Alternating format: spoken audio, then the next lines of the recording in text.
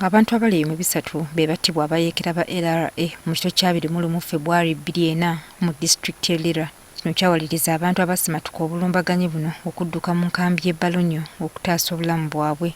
Previously, the war put Barlonyo to be a camp, and very many people were massacred in Barlonyo.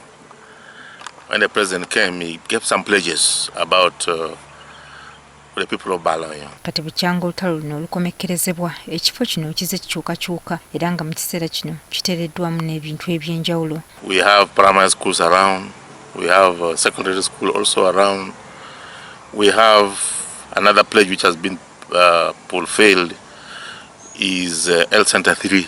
And the president was to make a pledge of building the technical school, which is now and the Kaguta Bridge. We have enrollment of over 200 students with a teaching staff and non-teaching staff in total of about 40 staff, and other non-teaching staff about 10 of them. Kyokka bano bagamba nti amatendekero g'ebyenjigiriza gakyalina okusoomooza okw'enjawulo. The institution has no source of permanent water for the institution. Secondly, the institution is lacking workshops in all the departments. The center is growing very big. We need tap water. And Tuke Harvest Foundation is constructing a production well. Bano kati batandise okulowooza ku ky'okufuula enkambi eno ekifo eky'obulambuzi ng'emu ku ngeri y'okujjukira abantu abattibwa abayeekera ba LRA. Just waiting for the government to turn that place into a tourist attraction center.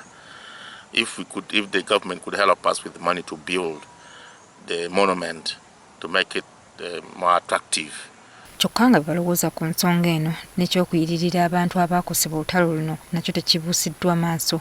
And this reparation can either be a compensation, rehabilitation or restitution. These are the three forms of possible reparation. Era abantu abatunuuliddwa be baakosebwa Dominic Ongwen omu ku bayeekera ba LRA wabula nga mu kiseera kino awera ennemba n'emisango egy'enjawulo mu kkooti y'ensi yonna. That therefore means that what is left in the case of Ongwen now is a reparation proceeding, which we are now waiting for the reparation order. Maybe before